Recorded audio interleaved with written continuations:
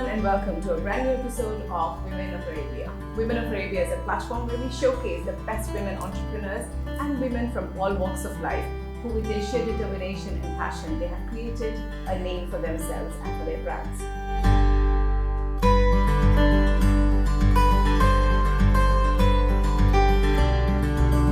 And today, in conversation with us, is Anissa Boulahya. Yes. She is the co-founder of Ashante Designs. Absolutely. So Ashante Designs is all about bringing Africa, if I'm not mistaken. Yeah, it Right. is. It's about bringing Africa's colors and Africans' joy of life to Dubai. All right. Thank you so much, Anissa, for actually being part of Women of Arabia. So before we get into Ashante and everything, just wanted to know, how long have you been in Dubai and what brings you to Dubai?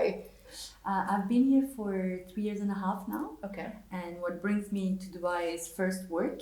I came here for my corporate job. I'm a banker, and also what brought me here is one of my friends who's now a co-founder who founded Ashante with me.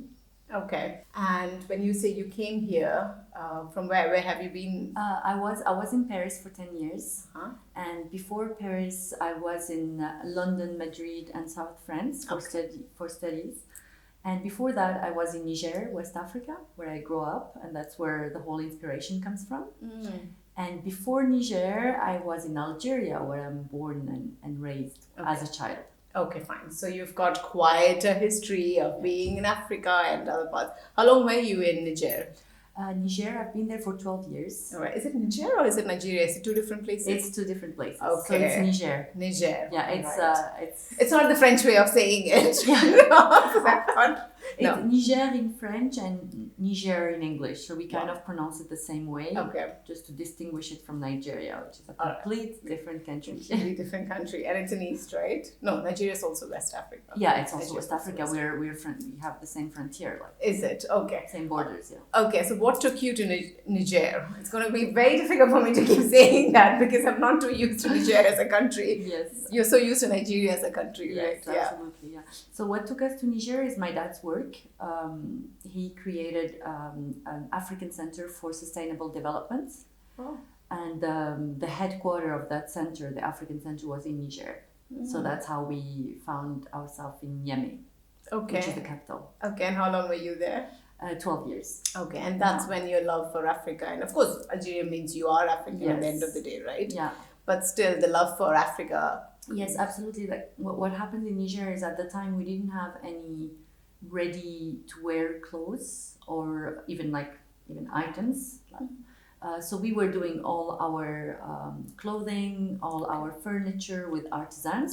With we were going out in the city and asking for this type of top and this type of furniture and etc. So we were making everything for ourselves, and that's how it started. And when you say we, it's you, your family, or Oh, was it- everybody! No, we didn't Oh. have any choice. So they were like the people who, like the Nigerian people who lived in Niger, and the way of dressing was very different. So they would just take the coupon, we call it pagne.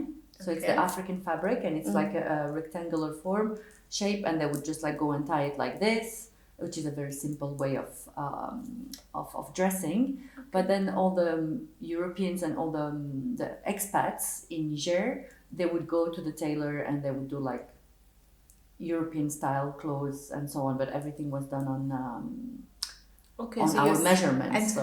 how many years back is this? Like, is it still the same? Oh, Or- it's really still the same, but now it's a bit different in a way that now you have a lot of small designers who have popped appeared in the market, and now you can choose which tailor and which designer you go to. But at the time it was really simple tailoring. And one of my best souvenirs is that this guy who walks in the street with the machine, the sewing machine on his head, and who would knock at the door, and you just open the door and like let him in, put him on your terrace, and then he would just do all the clothes you want him to do. So Wow, that must have been a different experience growing up, absolutely, right? Yeah. Because you never really do.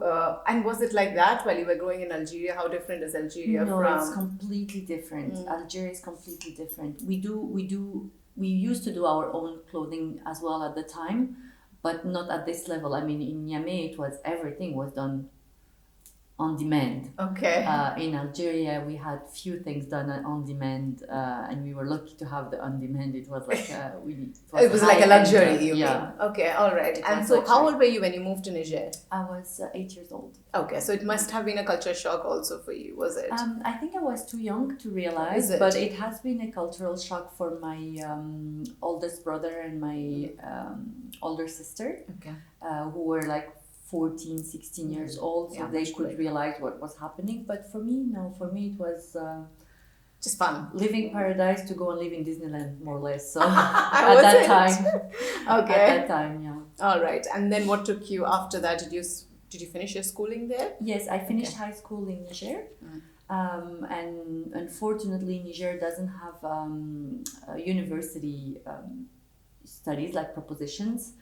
So yeah, we all move out. Like all the people who have the financial mean or who are from another country, they will move back to their country for the studies. university studies. Okay. Yeah, so that's how I found myself And traveling it's to strange France. when you say that because the neighboring countries like Nigeria and Ghana and everything are a bit more advanced in terms, especially Ghana. I've heard one of our previous interviewees, she was from Ghana. She said she moved from Nigeria to Ghana because Ghana had lots of universities and was well known for its education. Absolutely, you're right. Ghana and Nigeria are very well advanced and they have a lot of propositions, like a lot of possibilities. But unfortunately, Nigeria, which is really a very beautiful country that I really love, is economically speaking is not at the same level yet. But Africa is growing, so yeah, it is. So then, where did you go? What did you decide to study at university?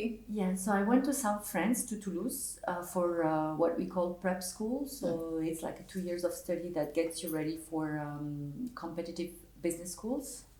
So you get ready for the contest. I don't know how you say in English, but it's a concours in French. Okay. So that's where I've been. I studied for 2 years. I went through the exams, and then the school I went into is called ESCP Europe. It's a very, very nice school, and it offers 3 years in 3 different countries. Wow. 3 different languages, and it's a master in international management. Okay. So I did the first year in London in English, where I've studied the British system. Then I did 1 year in Madrid in Spanish, where I studied the more Latin system. Right. And then my last year was in Paris. That's so interesting. Yeah.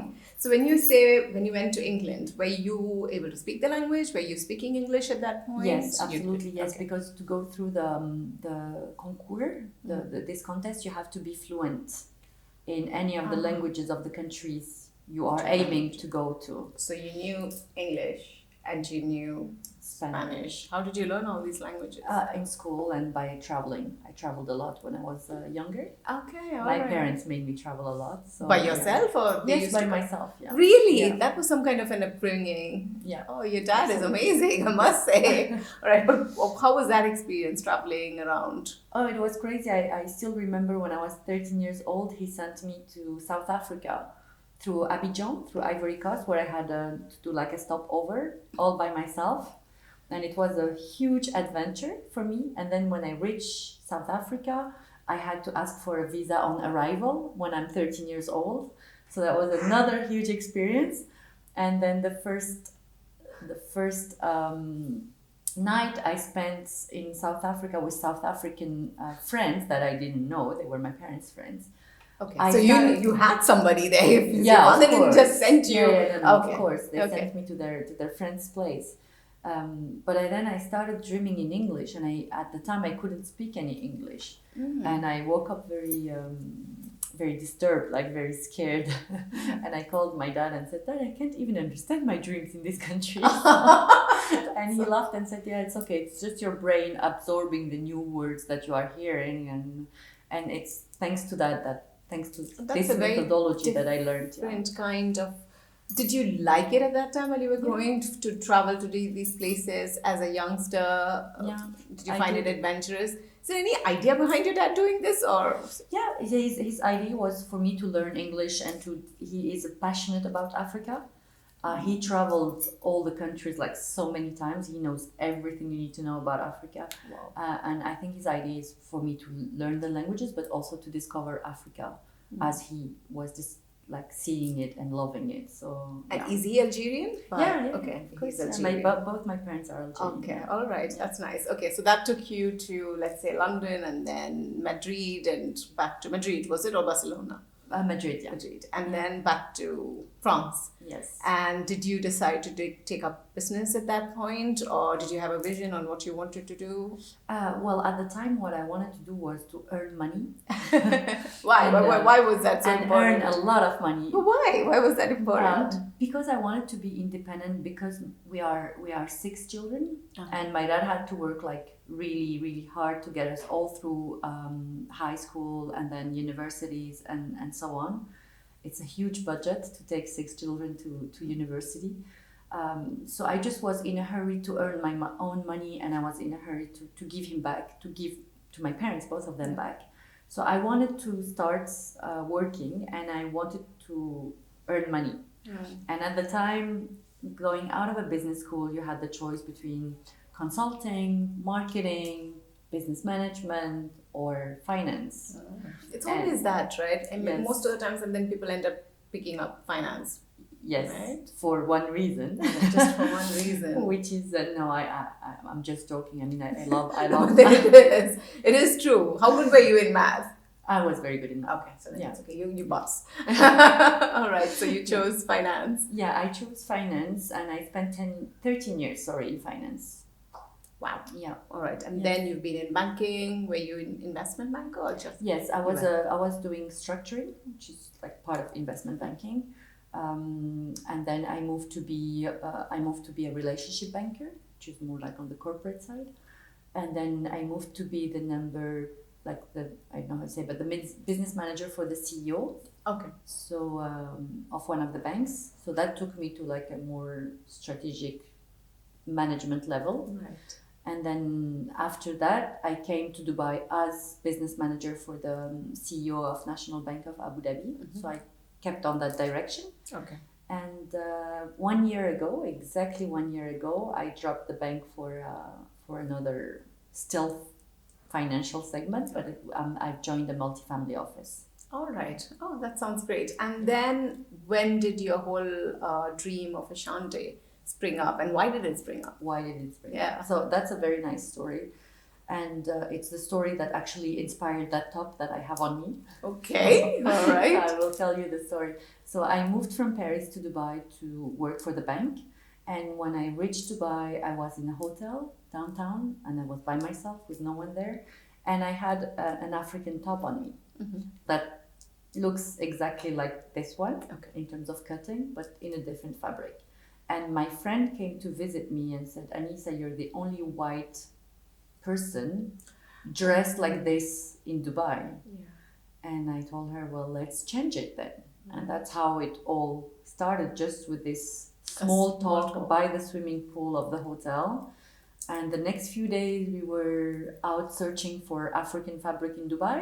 Then we discovered there isn't that much African fabric in Dubai. Right. We managed to find some coupons through a Nigerian lady living in Sharjah. So that was quite an adventure. When you say coupons, what? Coupons is just like the cloth you were talking about before. A piece okay. of fabric. Okay. So the right word is pagne in French. Okay, yeah. And I think we use pagne in English as well. All right. So we sourced a few pieces of the fabric. Right. And then we started designing some shorts, some tops, some jackets. Yeah, And it and started some all from skirts. there. Her skirts And are skirts. beautiful. And Yeah, I some love her skirts. skirts. So that means when you actually came to Dubai is when you started Ashante as well. Yeah. Oh, that's just universe wanting you to come to Dubai, right? To Absolutely. start that. And did you think at that time, no, you've just come in for your work and it was supposed to be, as an investment banker, you were there. And did you even contemplate, should I even go ahead and start this? Or what made you just go ahead and start? Because you had a job. And it Yeah, was I had fine. a job, Yeah. a full-time job. No, I think I didn't think about any constraints at the time. I just thought it would be a very nice adventure. There's something I loved right away about this area of the world. I think we do have a more balanced life here, and I could see it right away. People were not in a hurry even in investment banking world, they weren't under pressure and all the time in a hurry. And I found myself moving from Paris, where you work 16 hours a day and no one is happy about the result, and everybody is telling you this was supposed to happen yesterday and why it's not done yet, Really? etc. To a place where my manager was like, cool, calm down. You still have to do your medical check before you start work. Yes. And I was like, the first few days, I was like, but I want to start work. Like, That's what I'm used to, right? Yeah, and he's like, no, cool. When we get the result of your medical check, then you know, it was a whole different pace, which I wasn't expecting. So I think in the beginning I was a bit worried I would get bored, and that discussion and that initiative that started on that moment was for me like an opportunity. Like right. It was, and plus you're always you were always in a hurry because of the lifestyle you've been living, right? And you just felt like it fit right in. Yeah. And plus I believe you just started it not to make money, or it was not your whole idea. Actually the idea is for it to be a business for sure, like to make money, but we also didn't see it just as a financial mean and financial objective. We really wanted to bring Africa to Dubai, and we really wanted to show a different image of Africa. So we all like the folkloric Africa. We all like going back home, playing djembe and doing crazy dances. Like, we love it. Yeah. But today Africa is not that. It's something completely different. And in the designs that we wear back home, it's very sophisticated. It's very like well thought and very comfortable, very handy. And that's not what you're used to growing up. You're not, because you've seen Africa in its raw form, haven't you? Like you said, Niger, and that changed everything for you. And so the whole idea was to start with as let's say a design unit, like with clothes, or what was the whole business plan or strategy? Yeah. So we started doing clothing. When you say we, who's we? Camille and I, my partner. All right. She's the one who you met? No. Yes. Okay. She's nice. the one we had the conversation All with. right. How long did you know her? Oh, I knew her since I think 2004. Okay. So when I reached here, we knew each other for 11 years already. Right. Okay. So yes, we are we. Okay. We started with the clothing, and only the clothing at the time. And we actually started with shorts, which are our bestseller and our identity, our very nice, colorful shorts.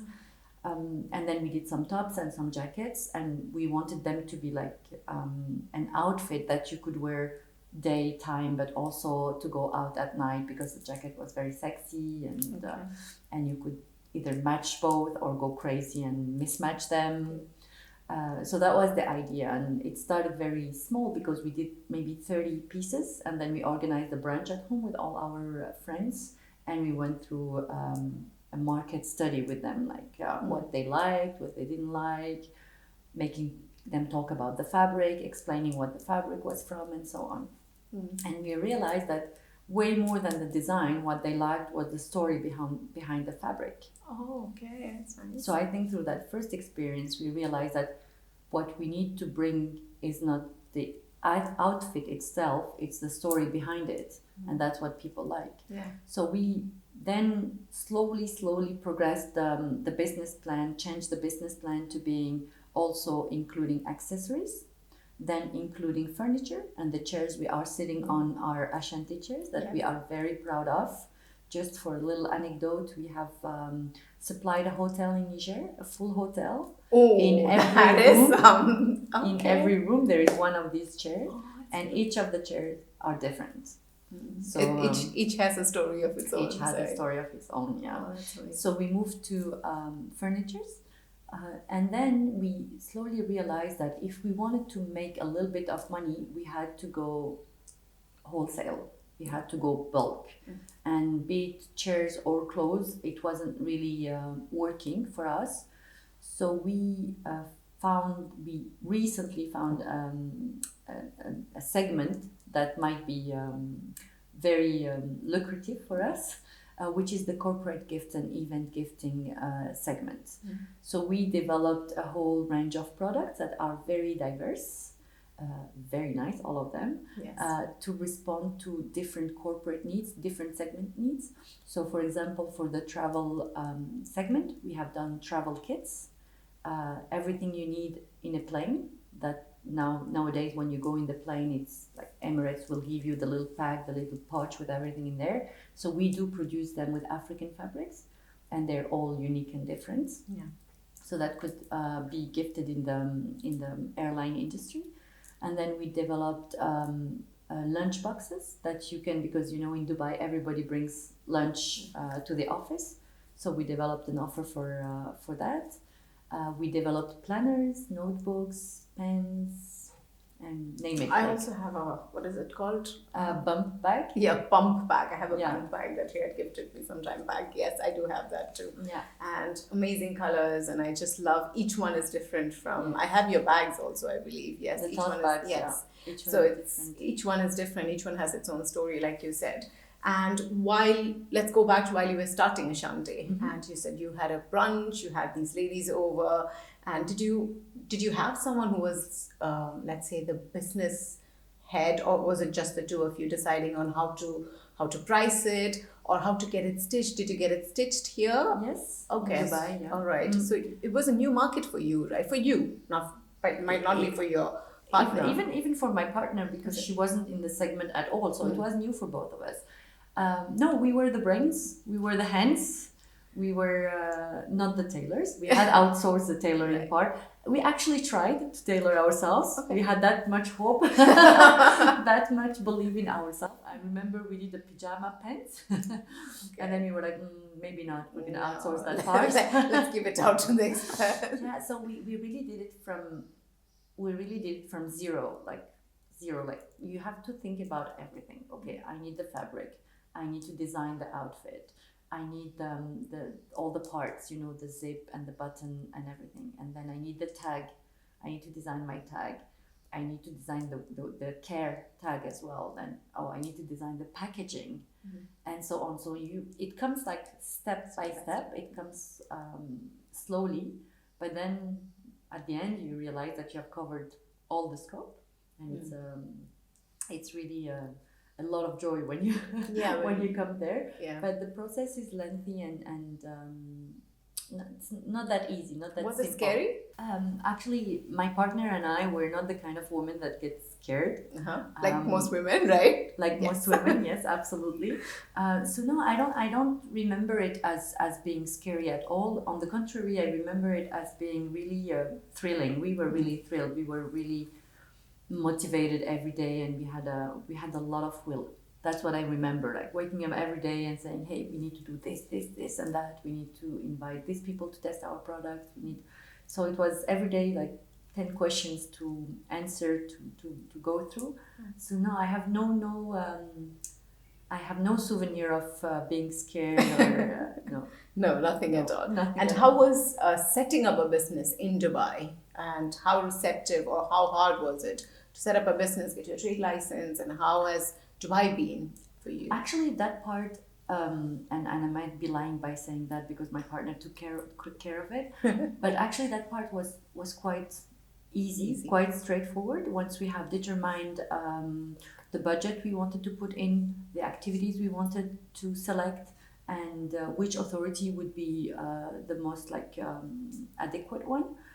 It went on very smoothly, and it wasn't that expensive. I think the full budget was 12 to 14,000 dirhams to get to activities and everything set up. So no, that part was pretty easy. I think Dubai is good for that. You can set up your business very easily. Yeah, because most of the people we've talked to have also had similar experience. Yes. And do you think it would have been easier for you or more difficult for you to have set up something similar in any other part of the world? Absolutely. I think it would be way, way, way more difficult in France, for example, which is the jurisdiction I know, or in England, or even in Spain. Because although you can open a structure in 5 minutes, as soon as you want to start working with that structure, the difficulties start. And I know what I'm talking about because I did set up an auto-entrepreneur structure in France. It's really not the same ease here. It might be a little bit expensive. So foreigners will tell you, oh, you pay to set up a business, because maybe in France you would not pay. but then you can start working right away with it, and there are no difficulties whatsoever. Sometimes it might be difficult here to open a bank account with the structure, but even that was very easy for my partner to do. And even getting, for example, the POS machine, the point of sale, the card reader was quite easy. So as long as you're willing to do it, because she has a lot of will in doing things, then it happens quite easily. And Dubai is pretty, I would say, lenient in terms of, and we always say this because it's also growing with us, right? So it is a bit more open in terms of new businesses coming in and different kinds of businesses coming in, right? Absolutely. It's one question I wanted to ask from the beginning. What's the reason behind the name? What's Ashante? So Ashante is a Ghanaian name. Ashante is the name of a tribe, a Ghanaian tribe that was one of the first tribes involved in dealing with the fabric that we are using, the wax or the Ankara print fabric, which is that type of fabric. Okay. And Ashante also means in one of the dialects, warrior, women warrior. And what some people confuse as being a flame is actually a spear. Like in the logo. Yes, your logo, yeah. Absolutely. And so it was the whole women fighting for her rights, for her success, for in any part of her life that we wanted to embed with the name. So it came to us like we were doing some research and we were like, oh, I would like to have this name, that name, etc. We went on crazy names. One of them I remember was Waxilicious and Jubilicious and blah blah blah. Oh, okay, all right. And then when Ashante came up, we were all like, okay, that's the one. You know, it was like an evidence. You for just us. knew, Yeah, absolutely. All right, and because you mentioned about women and warriors and in different parts of their life. Have you ever thought about like, okay, let's probably start with the fact that you're sourcing most of your materials still from Africa, right? Yes. And that's going to be the trademark for sure, going forward also. Have you ever thought about, or are you right now doing anything in terms of enriching the women and, you know, for example, I can't say artisans, but how do you say these women? Who are in charge artisans, of it? It is artisans. We worked with a woman in Senegal to bring these bracelets. Okay. Oh. And she was handmaking them in one of the markets. And do you have it on Ashante? Yes. Okay. This is Ashante. Right. And we did send her back part of the profit we made on these bracelets. For now, that's all what we did that is women oriented. Okay. What we try to do is we try to contribute to the economies we are living in. That was one thing that is really dear to my heart. And what we wanted to do is we had the possibility to produce back in Africa. We had the possibility to produce in India or in China. But we struggled and we made it. We produce here in Ajman, in Sharjah, in Dubai. The reason being, we are living here, we want to contribute to this economy. We are also contributing to the African economy because we do source directly our products from the markets. We don't go through wholesaler or whatever, we just go to the market in Yamé, Niger, and we take the fabric from the ladies selling on the market. Okay. And we don't bargain, we take the price we're given. Well, we know the prices, we've been living there, so yeah. Of course. But we don't bargain that much. But yeah, we don't want to make it all about let's save the poor Africans or let's save the poor women. That's not something I believe in. I really believe on let's make sure the place you live in is balanced enough and you're taking care of it so that you're giving back to the place which is giving to you, right? At the end of the day. Right. Yeah. And when you say you went back sourcing, how did you start when you started the sourcing and all? Did you know enough people? Was someone helping you, or did you go by yourself to the places? No. You know, that's what's nice with our generation and the 21st century, if I may. No, I had all my friends from my childhood back in Niger. We sent WhatsApps to all these people, and they went to the market. They took photos and videos and did interviews and so on. They sent us back. We went on, with a little pen on your phone, like I want this one, I want this one, I want this one, and this one I want it in 2 pieces, this one I want it in 3 pieces, etc. So they would go back, buy whatever we have asked, put it in a suitcase, send it with the next person coming in, that's how we started. Okay. Now we're sourcing a little bit differently, but in the beginning, that's really how we started. So it's our friends going to the markets, choosing for us and sending us the... That's so nice. Yeah. And your co-founder, is she also from Africa? She's Parisian, she's French. Okay. Yeah. Oh, so when you say our friends, it was mostly people you knew. And... Yeah, no, she also had her connections in Burkina Faso. Okay. So she contacted them. She has her friends in Senegal. So she also contacted them in Abidjan. So yeah, we're lucky enough to be a generation that is very international, very connected, and you don't need to go to the place to get what you want. You can just with WhatsApp and things can come to you. Yeah, things can come to you, exactly. Right. So that's what we did. And have you ever since you've moved out of Niger, and now that you've started everything, have you had a chance to go back to Niger? No, but 2019 is the year I'm going back. I'm absolutely going back to Niger. No, I didn't get the chance, unfortunately. And also because all my friends want to travel out of Niger just for holidays or just like to relax and so on, because in Niger it's quite tough. Like you don't have much activities. It's a very hot and desertic country. So each time I tried to go and visit them there, they were like, no, we come to Dubai, we come to Paris. So this year we were like, okay, no, this year I'm coming to Niger.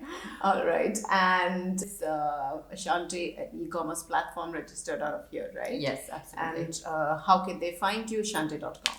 AshanteDesign.com. Okay. And what else? What are the list of things you have there? If you can just run. On the website, we have some clothing, we have the furniture, we have all the accessories. We have our bestseller, which is the planner, because we designed a planner that starts with a Sunday, and that has a lot of African designs inside. And on the outside, it has African fabric. It's wrapped with African fabric. Right. So you can find the planners. You can find our accessories. We have beach bags, we have many different things. All right, awesome. And do you still do the designing for many of this, you and your partner? Yes, absolutely. Yeah, we design everything ourselves. We do some collaboration sometimes, but usually, like most of the time, we do design everything. Yeah. All right. And have you at some point decided that this is it, this is what I want to do with my life and get out of corporate banking, or you still like corporate banking? No, I think all the more if we are developing the corporate gifting segment, I think my corporate work gives me the right business card, the right positioning. I meet the right people. They also, it's very weird, something that I have discovered, and I really encourage people, instead of going full-fledged entrepreneur, I do encourage people to go sidepreneur, because the corporate side gives you, give people the faith in you or the confidence in you. Yeah. They trust you more. Because you're talking about others, not us ourselves. Yeah, about others, like about our potential clients, our potential partners. So when I introduce myself and I say I'm a corporate director in a multifamily office and I have a side business and my side business does that, I find my speech has way more impact on the person I'm talking to. So I feel like the person would think, oh, she's a serious person. She's not just saying she's an entrepreneur, like people are using the etiquette of being entrepreneur, etc. So I find it very helpful. And of course, financially, it's also helpful. So I have the money I want or I need to invest in my side business through my corporate job, and I don't need to go and borrow money from banks at 19% or this kind of situations that drags you down. So I think as long as it's possible, and it's only possible because I have a partner and she's full-time on Ashante, as long as it's possible, I should maintain both. The day Ashante grows so much, inshallah, that I need to be full-time on it, then absolutely I would do it like without thinking. Right, but that would be your first preference always, yes, right? Absolutely, yeah. And so what's your future plans in terms of Ashante, and personally, what's next? So future plans for Ashante is to develop the corporate gifting and event gifting segment. We have developed a very nice brochure where we show to our potential clients what we are capable of. So if I may, sure. I will show you Of course. the brochure. Yeah. So we're that's Africa. Yes, that's Africa, and every little design here is actually inspired by one of the very traditional fabrics. Oh, okay. So this is Michelle Obama's bag. So it's a very famous wax print that was designed for her first visit to Africa. Wow. And then this is Congrès, this is Fleur de Mariage, Œil de Poisson, Œil de Marival. So I'm saying it in French, but there are the equivalents in English. Okay. And we hired a designer who actually from the fabric did all these designs. Oh, and now we are using them in any of our products. Okay. And so we explain who you should be giving gifts to, why you should be giving the gifts to, but then we present our products. So you have our bestseller, which is the planner, the small wallets where you can also put an invitation if you're inviting the press or influencers for an event. We have the phone covers, and then our notebooks, the I don't know how to call eye masks. Eye masks. Yes. And then the laptop bags, for example, and so on. And we're the lunchbox, and we have actually already worked with a lot of big and small groups, so that we're very, very proud of. And at the end again, our designs. That's amazing. Yeah. So the aim is to go everywhere. A bit more wholesale, like you said, right? Absolutely. Yeah. So we want every procurement, every marketing team in Dubai, in Africa, in Europe to have our little brochure, to fall in love with our designs, and hopefully to order 250 notebooks and so on. So that's the way forward. Yes. What has your dad got to say? Because he's all about Africa and spreading the whole. Because what did you say he went to Niger to set up? It's an African platform for sustainable development. Okay. All right. That sounds amazing. Yeah, so, it's a very nice project. It's called ACMAD, and it was called ACMAD. And he's very proud. He's super proud. And for the little anecdote, he came to visit me in Dubai in the first year we started, and he had a business trip to Lagos, to Nigeria. So he went and he came back with 2 suitcases full of fabric that he had sourced himself from the market. Sweet. And he was so happy showing us, to my partner and I, every piece, and look at this one, how nice it is. Look at this. This is a story behind this. Is a story. Oh, that's so nice. he kind of feels part. He feels part of Ashante as well. And by the way, that's a very nice thing about Ashante is, be it our friends, our families, our clients, whether we knew them before or not, everybody feels part of the family. Through the events we do, through the communication we do, we're all we like to say we're a tribe. And when you join Ashante, you join the tribe. You just don't buy an object or a product. You really buy a way of being, a way of feeling, a way of seeing or talking about Africa. Right. And for all of the people we meet, I think there is one common point is everybody wants to retire somewhere in Africa. Yes, okay. Sounds great. Yeah. I've been contemplating that too for the past some time now. So eventually, I think it's going to be the fourth development segment for Ashante would be retirement plans in Africa. You never know, right? Because ideas just come up, and it's every big company, every big thing has just started with a small yours. It's just a conversation that has brought you to Ashante and its growth. Yeah.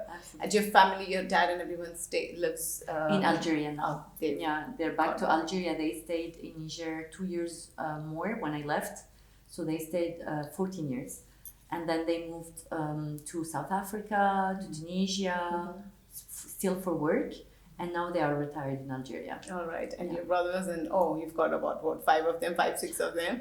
Has anyone got anything to do with Ashante, or do they help? Well, they do help a lot. They do source fabric for me. They do sell my designs everywhere. They're also wearing them all the time. They do help and they do believe in Ashante and they're very proud of us. And it's an adventure that everybody likes because there's nothing not to like about it. You know, it's a positive story, growing slowly but steadily, and it just changed the way we entertain our relationships with people. You know, instead of just gathering for a drink, we always gather for brainstorming. What are we gonna do next? You should be creating that. You should be doing that. So it's completely changed the discussions we have with our friends, family, everyone, right? Absolutely. So everybody would call and, hey, how are you? How is Ashante doing? You know, so it's like an automatic question. So for me, it's a big source of joy. It's almost like a baby. But I said it's not almost like a baby. It's a baby. It's my baby. And you know, I do realize now when you criticize, for example, parents on the way they educate their children, you know, they feel all upset about it. And now I realize that because if people go like negatively on Ashante or criticize it, I feel like really, how can they do that? The proud parent comes out, right? To protect it. The protective, That's actually amazing. Thank you so much, Anissa, for being part of Women of Arabia, sharing your story of Ashante. And like you said, because I know you and I've ever since from the time we met to now, yes, I've been also trying to find out more about Ashante. And you're right, it's a tribe, right? It is a tribe. Yeah. Thank you very much for being part Thank of you. the show. Wishing you, your partner in Ashante, your baby, all the success. Thank you. Thank you very so much. much. And that was another episode of Women of Arabia. We'll see you in the next one. Thank you.